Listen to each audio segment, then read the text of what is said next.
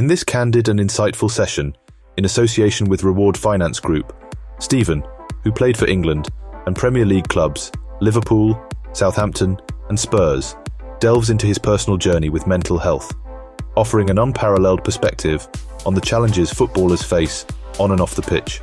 With a career that has seen the highs of Premier League success and international duty, alongside the lows of personal struggles with depression and addiction, Caulker's story is a testament to resilience and the importance of mental health support in the beautiful game. Stephen also offers his thoughts on how England and Scotland have fared so far in the Euros. So yeah, I'd just like to thank everyone for attending today. Really appreciate it. Just a quick welcome to our guest. So I'd like to welcome, I'm thrilled to have a man whose career in football has spanned over a decade. Seen him play for some of the most renowned clubs in England. Stephen Caulker, a former England international and a player who has graced the pitches for Tottenham, Liverpool, QPR and Southampton, amongst others. Stephen began his professional journey with Tottenham in 2009. His early career was marked by successful loan spells at Yeovil Town, Bristol City and Swansea City, where he made his Premier League debut. His performance earned him a place in the Great Britain squad for the 2012 Olympics, and later that year he made a memorable debut for the England national team, scoring in a friendly against Sweden. Must have been a good one, that, Stephen. His time at Tottenham was highlighted by key performances, including a goal against Man City and a crucial role in breaking a 23-year winless streak at Old Trafford. However, Stephen's journey has not been without its challenges. Off the field, he has faced significant struggles with mental health, gambling and alcohol addiction. These issues began to take hold during his teenage years and escalated as his career progressed. Stephen has been candid about his battles, sharing how the pressures of professional football and personal insecurities led him to seek escape through gambling and drinking. His openness about these struggles has been both harrowing and inspiring, as he has worked tirelessly to overcome these obstacles and rebuild his life and career. Beyond his club career, Stephen's journey then took him to international football with Sierra Leone, where he now serves as national team captain. His recent role as player manager at Malaga City in Spain marked a new chapter in his career, combining his on-field experience with his aspirations in coaching. Stephen's story is one of resilience and passion, overcoming personal challenge to rediscover his love for the game and inspire the next generation of footballers. So tonight we've got a unique opportunity to hear from Stephen himself. We've had so many questions come in that we looked at them and we're just going to fire straight into the Q&A. Stephen's going to answer them, and I think that'll give us a better insight into what we're trying to cover tonight. There's been some amazing questions that have come through. So, Stephen, just like to say thanks so much for joining us tonight. We really, really appreciate it. Been looking forward to this for so much. And just for my personal opinion on you, you're one of the good guys. And, you know, straight away when we first met, you could tell you're a sound bloke, proper nice guy. Everything's in the right place, mate. And, you know, that's, for me, the biggest compliment I can pay anyone. That you and people say, he's just a nice guy. You are just a nice guy, but just is not the thing. You're a great guy, mate, and you're such a nice person, and you sort of want to help people. You're open, and I just thank you so much for taking the time to do this for us. Thank you. Appreciate your kind words. Nice. It's a pleasure. I'm happy to be here. Looking forward to getting started. Brilliant. Right, so we'll straight into the questions. So this is from Sadek Mahdi. How do you support a young player who was being released by a Premier League team at the age of 14? So how would you support a young player that's been released by I suppose any team, but Premier League in this instance? I think the first thing would be obviously to check in on them, because that feeling of being rejected, being told, in other words, that you're not good enough, can be difficult. Regardless of which way the coaches say it, it's often how we hear it. So first thing to do would be to check in on them, make sure they're okay. The second thing, which I write about a lot on LinkedIn, is that it's one coach's opinion, just one coach's opinion. There's so many different coaches out there in England, in the UK, in Europe, that may have a different opinion. You know, we're seeing it right now in the Euros. You'll have Gary Lineker with one opinion, you see Gary Neville with another. So I think it's really important to remind players that don't let one coach's opinion dictate your future. That's in life as well, isn't it? Outside of football, don't let one person, you know, put you down or spoil your dreams or, you know, let you think negatively about yourself. Football's a great metaphor for life, I think. I really do, and it's something that's helped me, throughout my life. What would your suggestion be to someone that's been released? What would you suggest them to do next in order to try and find another club?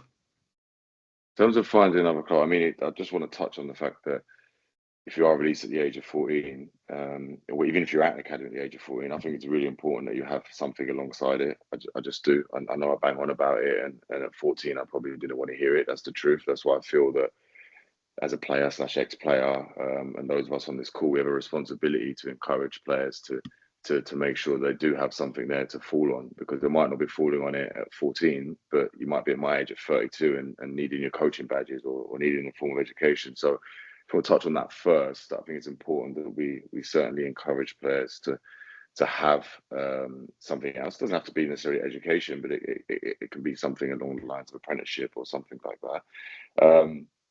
And then secondly, in terms of them finding another club, which of course every 14-year-old football player wants to do, is to find another club. I would say, going on trial is a really difficult thing to do, because I think when you turn up there, you've got a different colour kit to everybody else. They all know each other, they all know each other's names, and you kind of come there on the outside. It can be difficult. So I always encourage players when they go to trials to remember the simple things, do the simple things right. So the simple things for me would be the communication, would be their work rate, would be the aggression in their tackles. Too often I see it when young players come up to the first team. They come up to the first team and they're shy and they're nervous, and it's understandable. And then they forget to shake your hand, and they forget to introduce themselves. And it's like those small details go a long way. Like the players I can remember are the ones who come up, shake your hand, they're vocal on the pitch, and leave a presence. The football part of it is the football part of it. You're going to play well, you're going to play bad. That's just part of life, right? You don't perform well every single day. But I think those small touches, I would always encourage young players, especially when they've been released and they're going to go on trial and they're looking for something new, to make sure that they take those basics into anywhere that they go. So is that what coaches are looking for as well? Not just ability on the field, but sort of how you carry yourself as a person, and your as you've said, your confidence to interact with people and be a voice on the pitch. Is that another thing that they look for as well? Absolutely. I mean, none other than Gareth Southgate said it in an interview that I did with him. That he's picking his squad, and he's not just picking it based on ability. It's those who can handle the pressure of things going wrong. It's so important. Look right now, we're in a great moment where we can see it. The players who are able to handle the pressure and the backlash, and England are getting results, but they're not getting the results in the way in which people want, and the pressure's mounting, and it's like he's choosing people based on those who could handle that. And as a coach now myself, I'm also looking for players who have that little bit of something, because I said you can have a good day, you can have a bad day, that's fine, but what's your reaction to that? I think for me the most important thing is the player's reaction, and that's something that I certainly look for. Excellent. Second question from James Barraclough: do you think mental health is taken seriously enough yet in academies and at first team level? And I think we can push that down right through to grassroots. I would say yes. I think that there's a lot of people inside football and outside football that are aware now of the dangers of mental health and what can come if people are not getting the treatment that they need. Would I say it could be handled better and players could be treated better? Yes. I would say it's still very much in the learning process, still very much in the growing process. But I've certainly been on the receiving end of clubs and people who have got it wrong. But I think it's important to remember that every individual is different. So it's not, okay, I've got it wrong with Stephen, I'm going to get it wrong with the next one. No, or if I've got it right with Stephen, I'm going to get it right with the next one. I think it's important to know that everyone's different, and treat everybody accordingly. So that's where I'm at with it. I just think that there's still an element of players who are struggling and not reaching out, and I think that's because there's still trust issues between players and clubs. They're not sure that it's going to be used against them or whether it's going to be used to help them. What do you think the fears are then of I'm going to say coming out then, but that is a bit of a term that I've heard said before about about someone's mental health.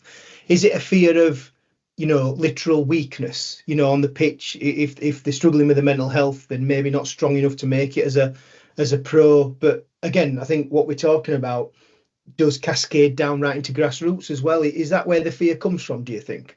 Yeah, I think the fear of being dropped, the fear of not getting if you're at grassroots and you want to progress, you've got the fear of not progressing. At any level of football, it doesn't matter if it's grassroots, academy, or first team. You're wanting to progress, right? That's Yeah. that's your dream, is to get to the top. And when you're at the top, you want to win trophies, and then you want to win the trophies the next year. So I think you're constantly striving for that. And I just think that when you're or certainly in my own case, when my mental health was affected, and I shared that, people didn't really know how to deal with that, and I was then sort of dropped from the team, and then as a result of that, my confidence dropped even further. And before I know it, my contract's up, and I'm leaving the club. So as a result of that, I look back and go, well, I wish I said nothing. I wish I just continued to play. Now, the managers are in a really difficult situation because the owners, it starts from the very top, right? The owners give managers about 5 games to win, and it's like, so if you're a manager sat there today and you've got a Stephen who's running through brick walls and feeling good mentally, or a Stephen who might run through brick walls or might be struggling with anxiety and depression on the day, typically when your job's on the line, you're going to go with the Stephen who's going to run through brick walls for me, week in, week out. So I think that's why it's important that there's other people supporting the managers, and there's other people. There's a safe space away from the coaches. It's too much for the coaches to handle. It just is. So going off what you said in your personal experience, players are justified really in feeling like that, I suppose, aren't they? Because that actually did happen to you.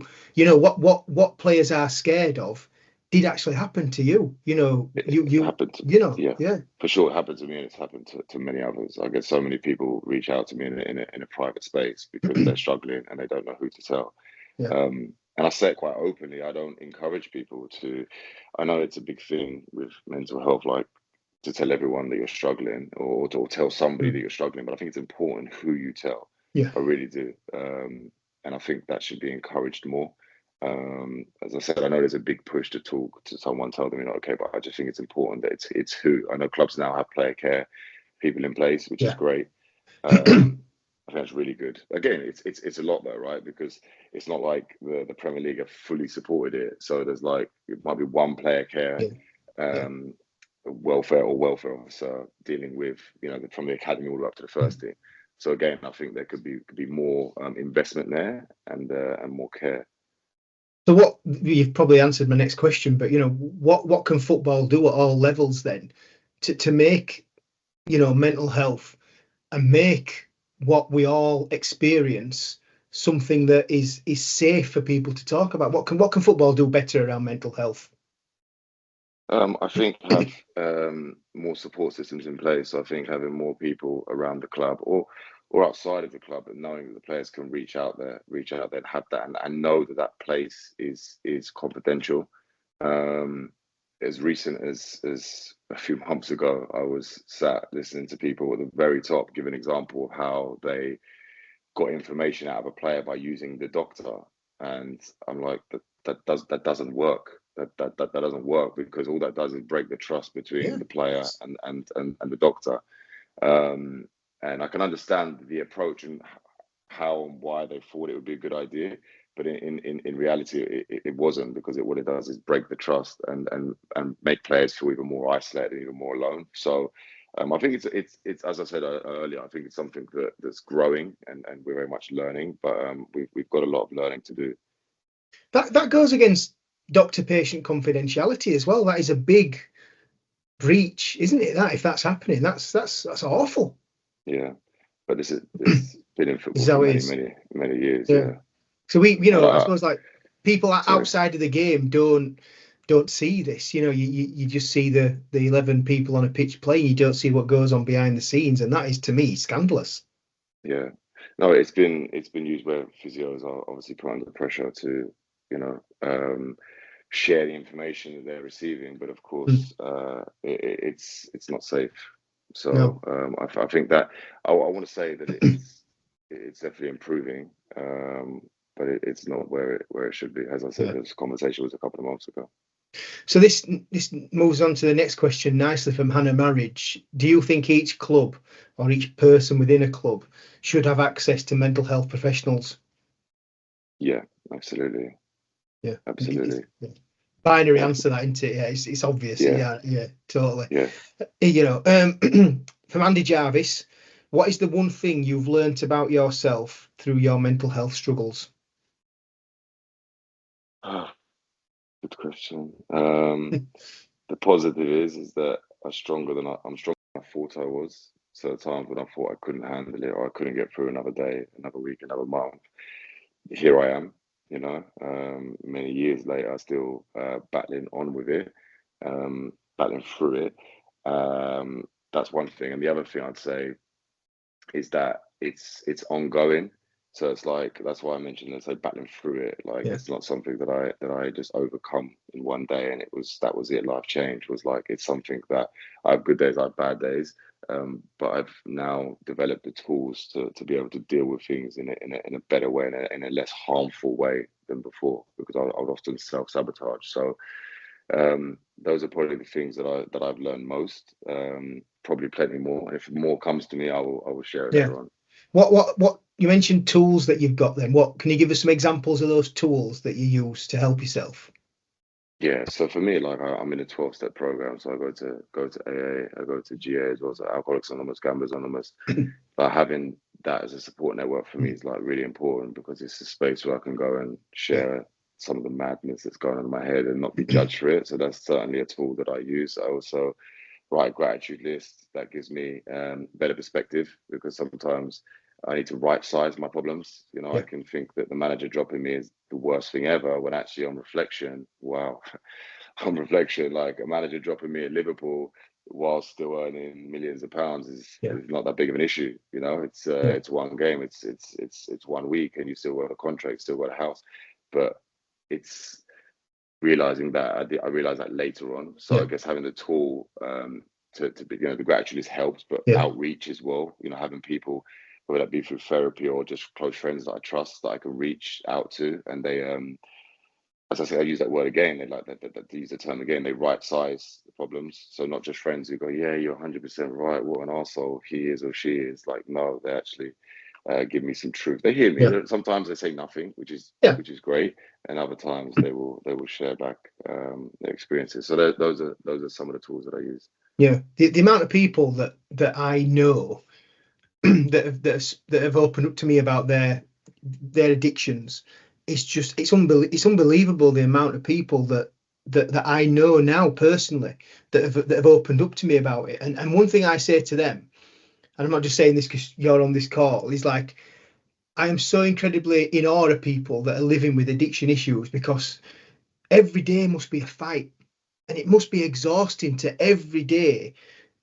Sometimes when you overcome things in your life, it's behind you, isn't it? But what I presume is having an addiction is something that's in front of you every day, in your face every day, that you can't escape from. And it must just be so exhausting physically and mentally and emotionally. And I go to these gym sessions I were talking about, these circuit training sessions.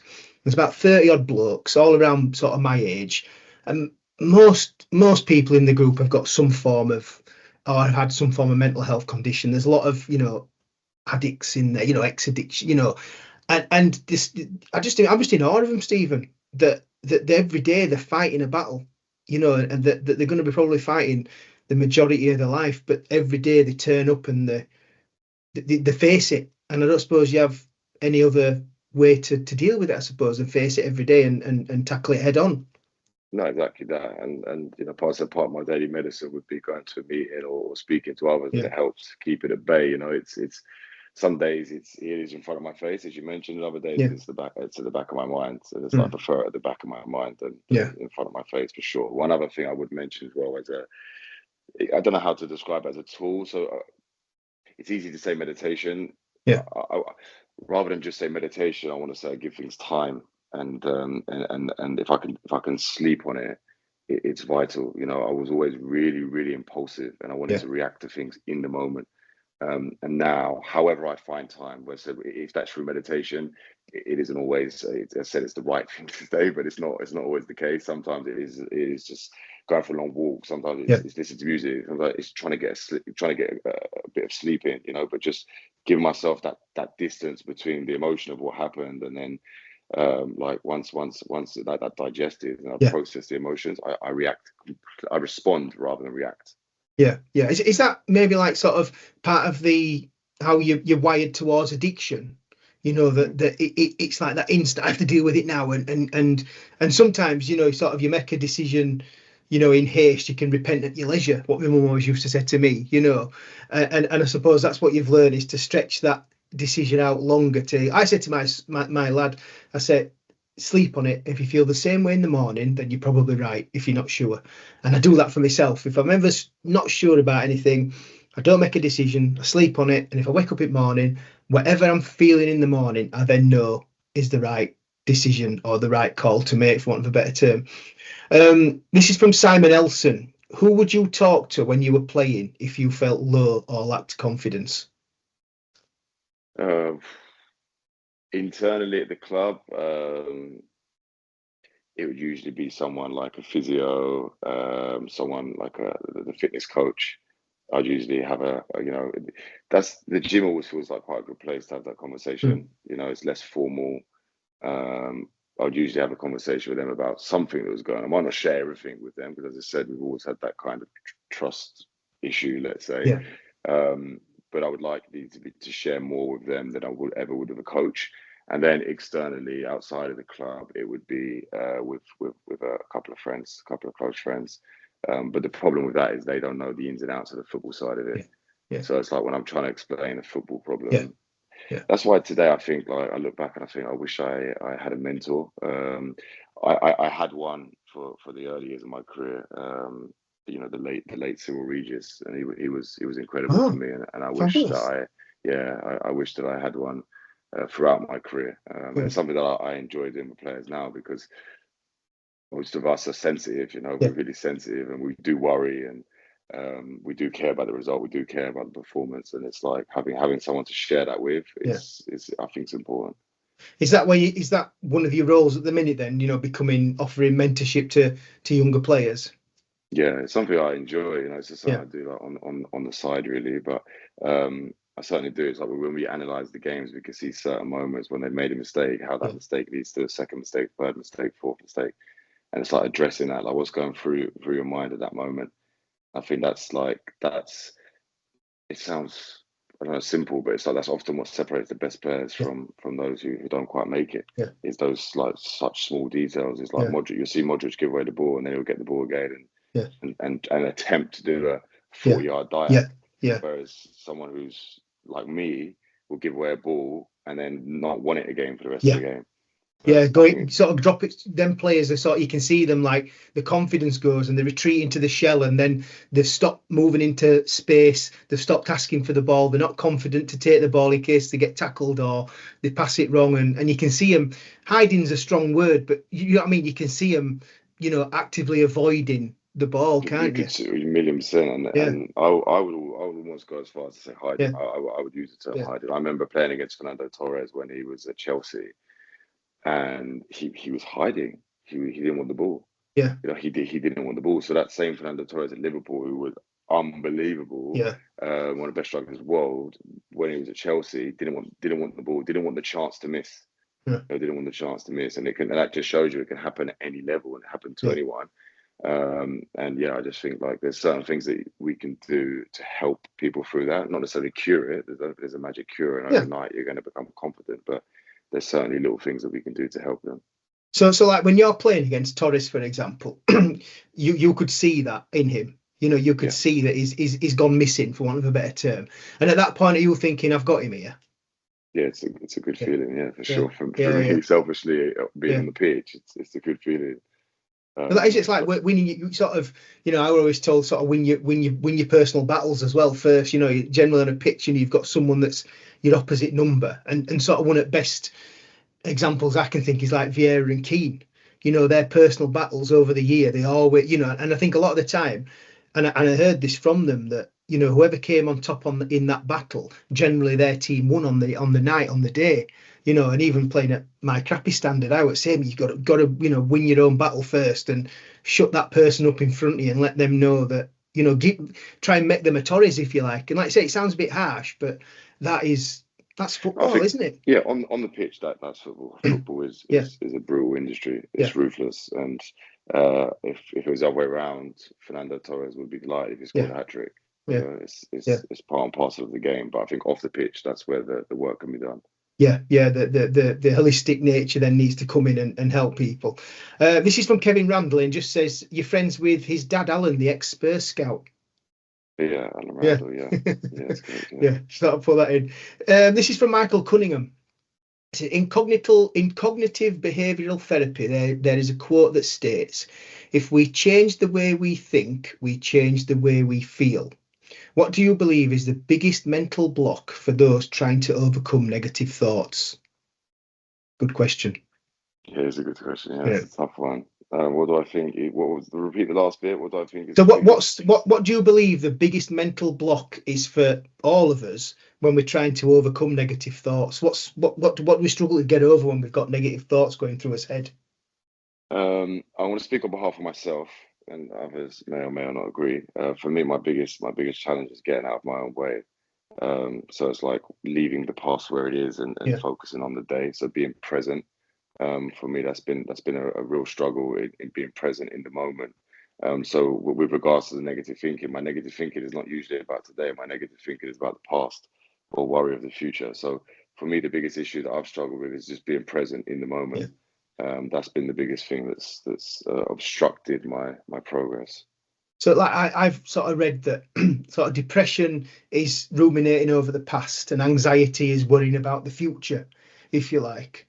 And is that where you see yourself? Is it like do you don't want to sound too I don't want to go too deep here, but I'm going to ask this question.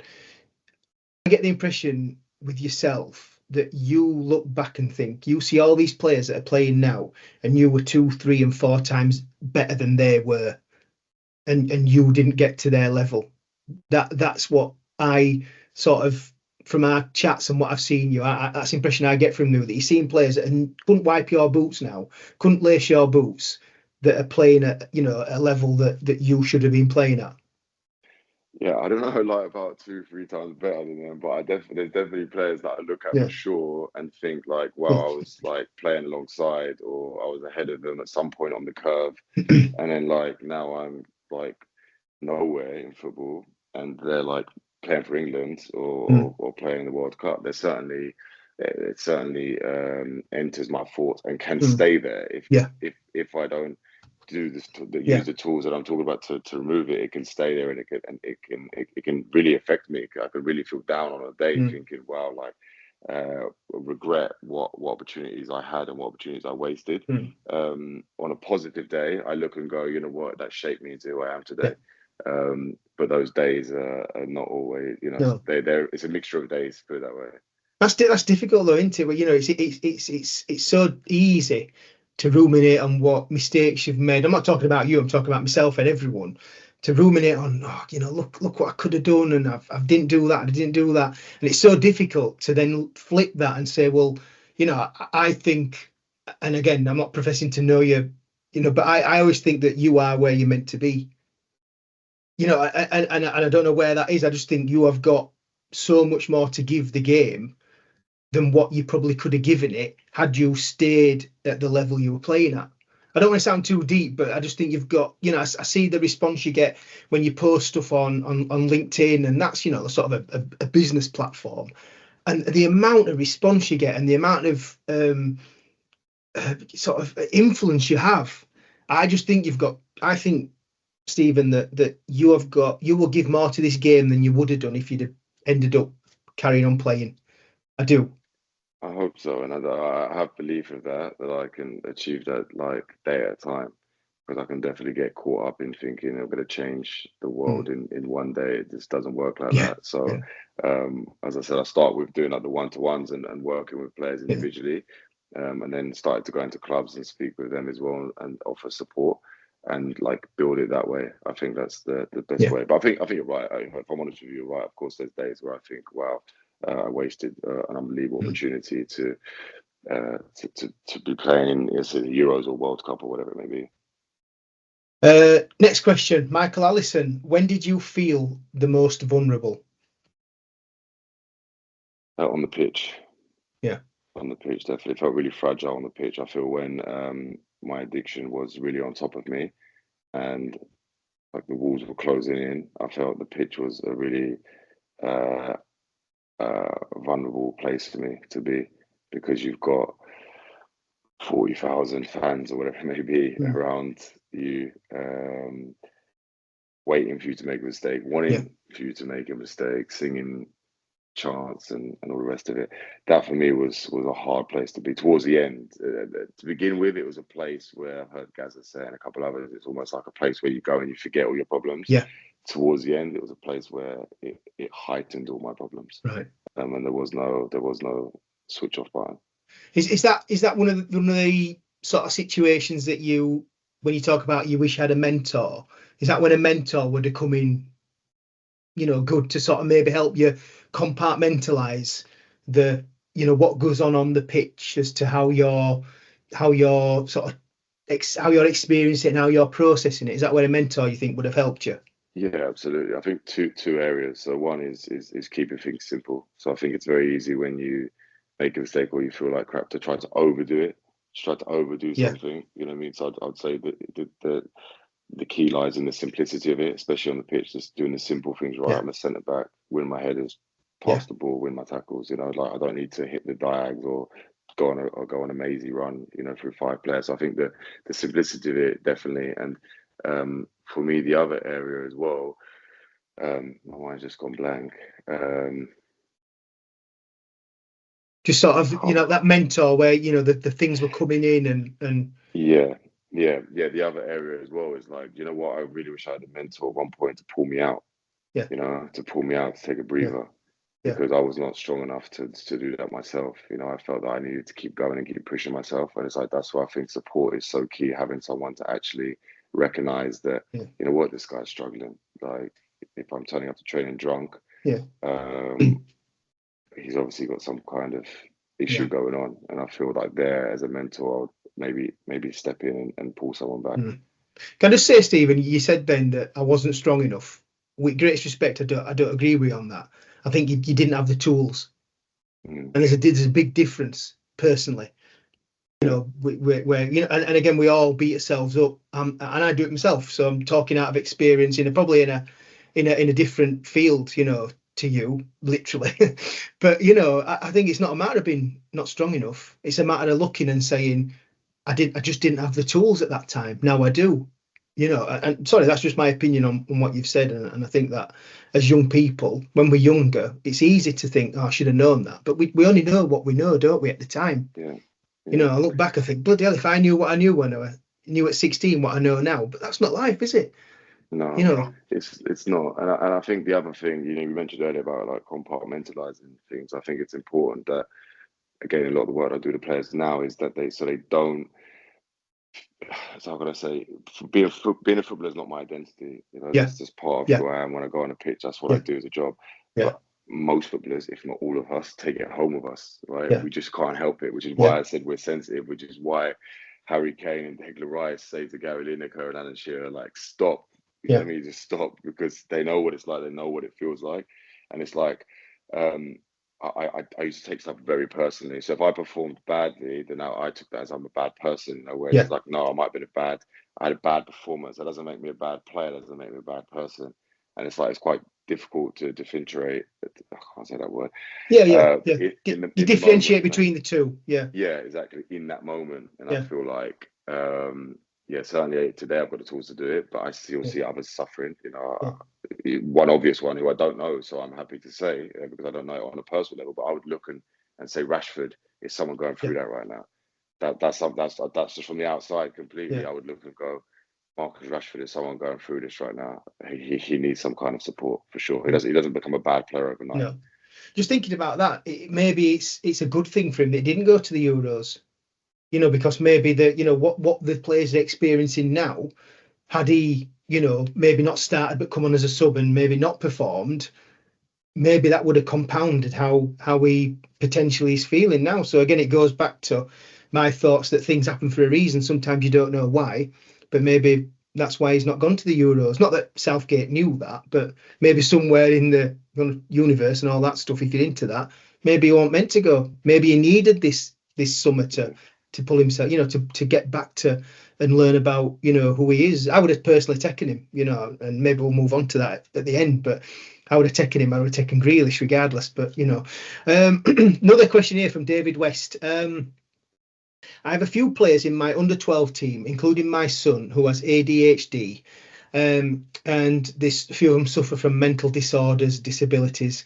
Any advice on how to channel their emotions and reactions to be positive, regardless of the situation in the game? So, the thing with ADHD, you can often see everything as a negative.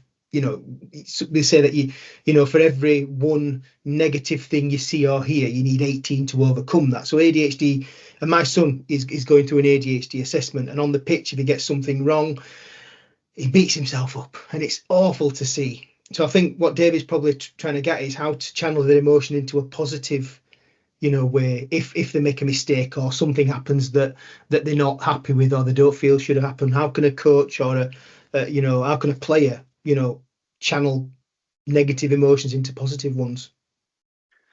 Yeah, I mean, look, firstly, I don't qualify to speak on behalf of those suffering with Yeah, ADHD, so it would just be my opinion yeah, based on, if I make a mistake on a pitch, how I deal with it, or if other players make mistakes, how best to deal with it, I should say. So, like for me, when a mistake is made on a pitch, it's one of the worst feelings in the world, right? Because it feels like the light shining on you. yeah, And I almost just want the pitch to swallow me up, right? So how I would then process that in the moment, because that's, I guess, what he's asking, in that yeah, moment on the pitch right then, is I then have to always think about my next pass. So my next pass, my next action, I want to make it as simple as yeah, possible. So I use this a lot with all the players, and it's like, it sounds like I'd want 11 players running on the pitch playing simple football. Absolutely not. It's like that first step after making a mistake, that to be able to encourage someone to do the simple things right. And as a coach, I would then encourage that. So yeah, I'd then encourage the first pass I'd over encourage it in a way. yeah, I would really be yeah, complimentary around it and rebuild it like step by step. As I said earlier, I think we often see it. Teams concede a goal, then they concede a second goal because they concede one, and all the world comes crashing in. They start chasing. And I think it's really important in those moments to be disciplined and to be patient and go, okay, take a deep breath. yeah, You're walking back. You're waiting for the other team to finish their celebration. Take a deep breath. yeah, Okay, let's do the next thing right. And I think if we do that step by step, pass by pass, the confidence will come back and you grow back into games. yeah, So I think it's important as coaches, we also don't panic, because so yeah, much of as players, we look at the coaches for their yeah, body language. yeah, Yeah, we look towards the coach all the time yeah, and see how they're. When the coach has got nothing worse for me than the coach with their hands in the air. There's nothing worse, yeah, because as a player you've made the mistake. I think it's important as coaches on the sidelines that they don't show that. yeah, I do like Big Ange for that reason. It doesn't seem to show any yeah, emotion, whether yeah, they score, lose, whatever. yeah, Do you know what I mean? It yeah, seems to just be. But I get that approach because it's just like, yeah, okay, and you feel with the coach. It's yeah. important. I see that in grassroots. You see like a coach on sideline and they're going berserk. They're shouting and bawling and they're really animated and things. And I think, there's a time to maybe try and get your players G'd up. But as you said, there's a time then when you've got to sort of read the room and they'll be looking at you for a bit of calmness, a bit of confidence, a bit of, just like that. And I just think, and again, it goes like parents on sideline and carers and people, spectators at grassroots. They don't see what effect they have on the players. And these are kids a lot. You're from like start under fives, and they're shouting and bawling on sideline. And I think, can't you see what effect this is having on them? The kids, it's football. Let them enjoy it, And I hear what you're saying about Ange Postecoglou. I think he's like a really cool, calm character, and he's really measured in what he says as well. Like I saw him on TV the other night for the England game, and he not once did he tear into anyone. He was very calm, very measured, very cultured in what he said, and you could see all the other pundits were looking at him and taking in how he was. He's really, he don't seem someone that flies off an handle, don't Ange Postecoglou, if I can say it. Not on camera anyway. Yeah, So yeah, yeah, it's yeah. how Well, it I goes, suppose, yeah. yeah. This is from Adam Lowe. Did you ever feel like no matter how hard things are, but when you step on the pitch, it feels like a different world? Yeah, as I mentioned earlier, Yeah, at the beginning, at the yes. beginning. At the beginning, definitely, it was a safe place for me. It was a place where I went on. I forgot about everything else that was going on. But then towards the end, it was too much. Yeah. So we're gonna have to this with next one from Maria Lai. How did the coach's behaviour at grassroots level impact your thinking in your professional career? Um, well, grassroots level, I had a really, really passionate coach, and he'd be someone whose passion would lead into aggression, Yeah, and it would be like fighting with the other staff and other yeah, teams, whatever, the parents and stuff.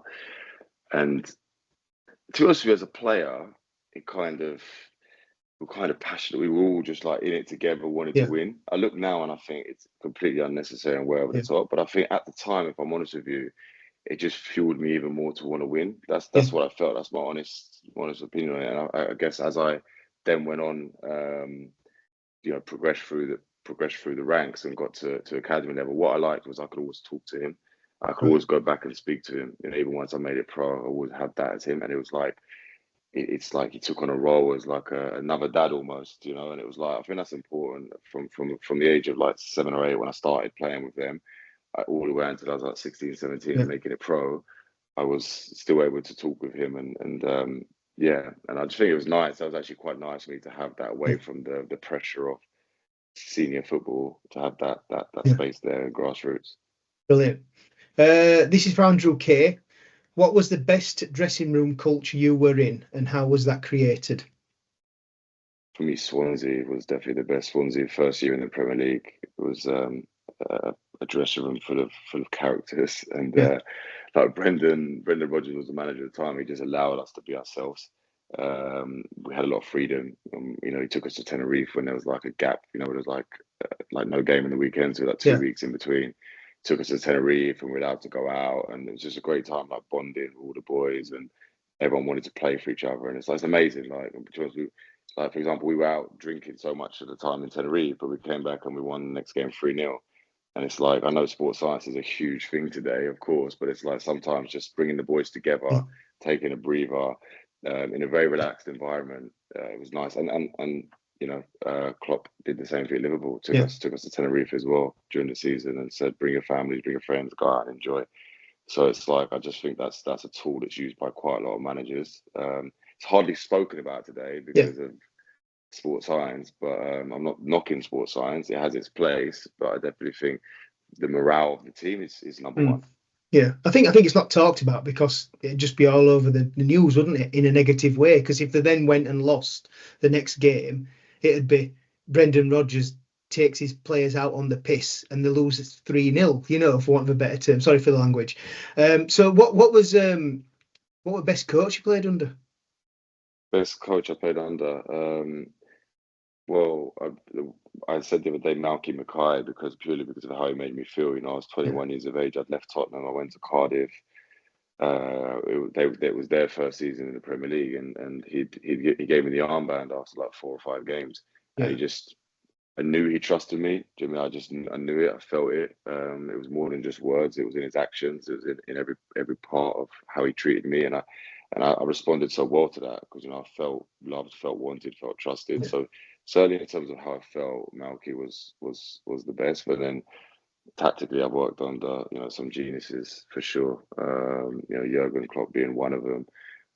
Francesco Farioli, he's now at Ajax, just taken over Ajax, another football genius. So Brendan was top as well. yeah. So there's so many, but yeah, I've had a lot of good experiences, and I tried to take a little bit from each of them. Did you take any of that into your Malaga then, player coach? Were a lot of things that you took into that? For sure, yeah, a lot of things, and also like all the judgment I've had on coaches for 15 years Yeah, just dropped out. That's it. I changed my tune. I realized that actually it's really, really difficult when you've got to manage 20, especially as a manager, right? You've got to yeah, manage 25 players and you've got to yeah, manage the staff yeah, because that was something I never even considered. You actually have yeah, to manage the staff alongside it. And then you've got pressure from the board above you.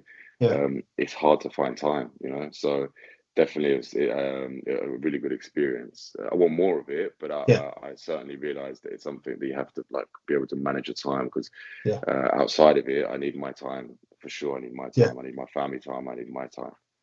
I think like people don't appreciate that, like you said, a manager is a manager, literally. As you said, you're managing all these players, all these staff, parts of the club, where a coach, I suppose, if you're a coach or an assistant, you're not managing, you're literally coaching on the training pitch. Your head's filled with plays, drills, etc. Whereas a manager, your head's filled with that. And like Malky was with you, how do I manage players individually as individuals and not as one unit? Were you the type of player that needed a hug or a kick up the arse? I needed an arm around my shoulder Yeah, for sure. yeah, yeah, I don't know many players, in all honesty, that need to kick up the arse. yeah. I don't. It's almost like a myth, like we Mm. shout at the player plays well second half, and it's like, oh, that's what he needed was a kick Yeah, up the arse. But it's very rare that I see it because all that happens as a result of it is the player resents the manager the next yeah, day. yeah, So it's I know it's old school, and I'm not saying it hasn't got a place, but I would say I'd be very mindful of yeah. what place it has in football because I don't know many players who No, long term respond well yeah, to being spoken to like that. yeah. I think like I say, maybe the word is old school, isn't it? And things that maybe because people didn't know any better, I suppose. I want to say back in day, whenever the day was. Again, it goes back to what I said: is you only know what you know when you know it, don't you? And back then, maybe psychology maybe wasn't as big a part as it, unless you maybe look at like Fergie, for example. He was a master psychologist, I think, with his players, and things I've listened to and read and seen about what he did and how he did know when to hug or when to kick up ass, for example. He seemed to be sort of a master at that. Did Ferguson. So maybe it is a sort of sign of the times where things are changing in society and in football, that giving someone a bollocking is no longer the right thing to do, because it never has been, but previously it was thought maybe that it was.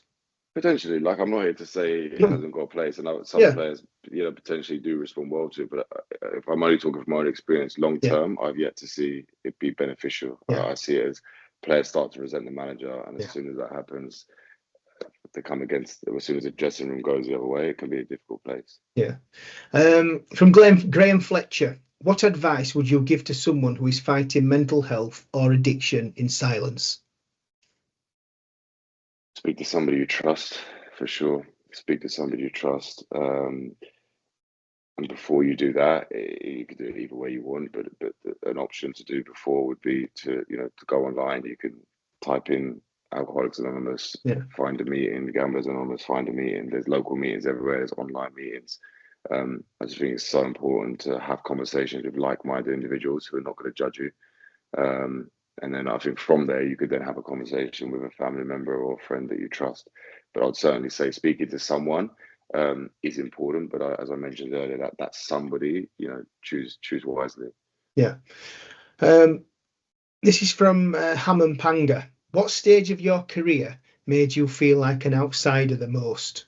When I was at QPR, after I spoke publicly about depression and addiction, when I went back into QPR, it was really, really awkward, really, really awkward, and I felt, yeah, worst I'd ever felt. Really, Yeah, I didn't last long there. I think I stayed like another 6 months and left because it was an uncomfortable environment. yeah, You're going back 7 years. So I think, again, I mentioned earlier the progress football's making. Yes, it's still got more progress to make, but it's made a lot. In 7 years, it's made a well, hell of a lot of progress. 7 years ago, it was like, what are you talking about? I was the first current player to ever speak. Players spoke at the end of their career for a reason, yeah.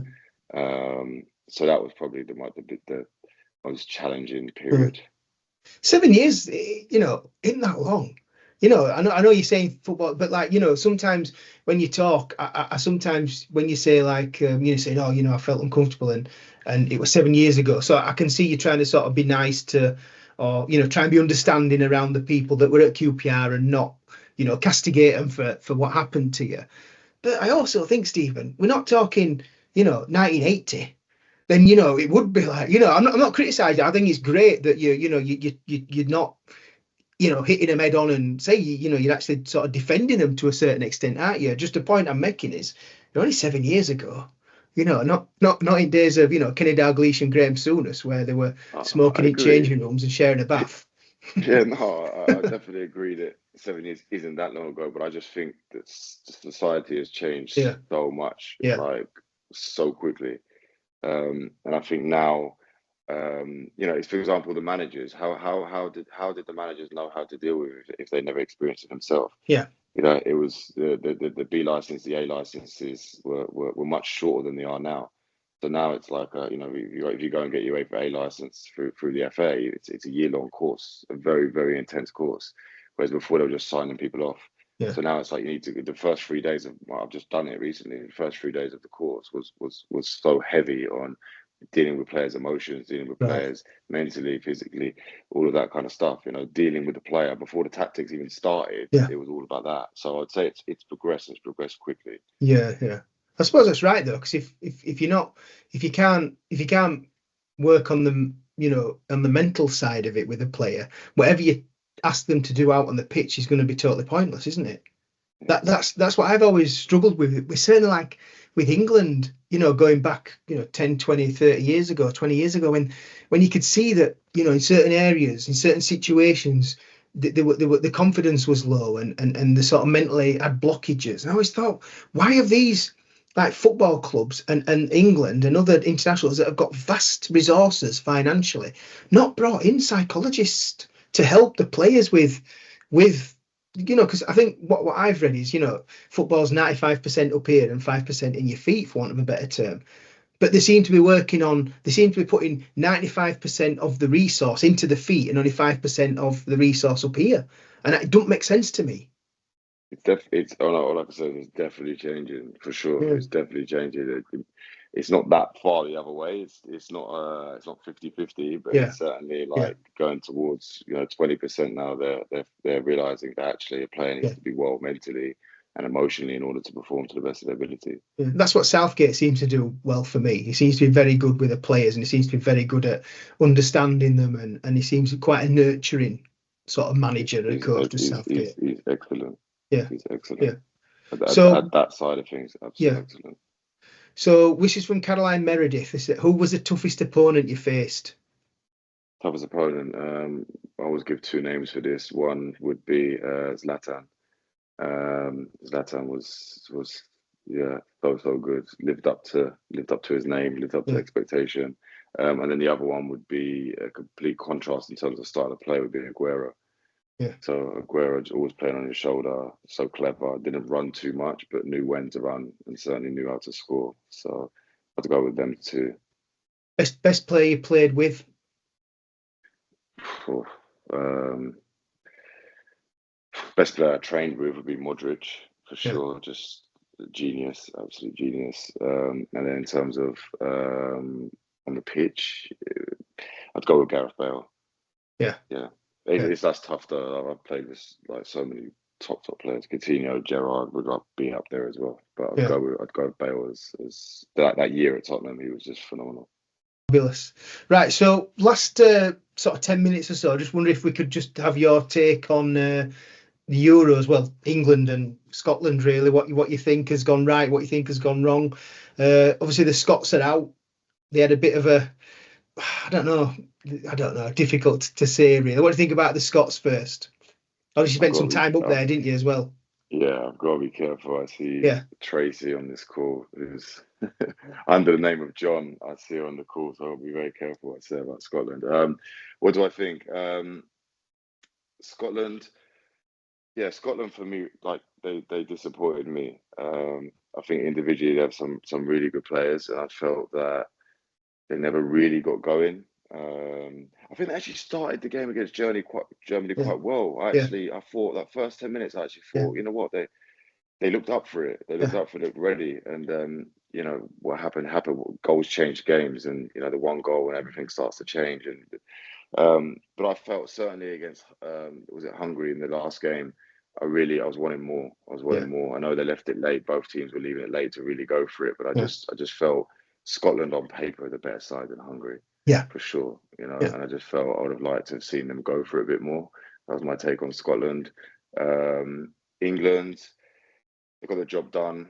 Again, they haven't been performing well. I think how they started. The first 30 minutes yeah, they were unbelievable. yeah, Like yeah, they were really, really good.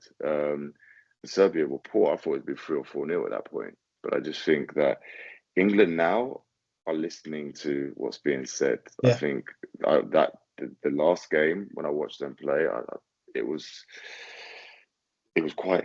I don't know. I feel like I could see it. You can almost sense the yeah, fear in them. yeah, You could sense it. A lot of them getting in the areas and passing back, and it was the substitutes when they came on. They seemed to come on with less fear, probably yeah, because they weren't the ones who'd been slated. They were the yeah, ones who'd been called for as they're going to be the hope and yeah. saviors. So probably that's why they came on with much more freedom to express themselves. But um, that's my take on England. But don't write England off. That's what I would say. I'd say don't write England. I actually think England playing Holland would maybe have been a better draw because at Yeah, the moment England are playing teams that sit back. yeah. So it's like that's what England are seemingly finding difficult to break down. It's like I think, like you said, they sort of they seem to be listening to the noise now, don't they, England, or hearing it, shall I say?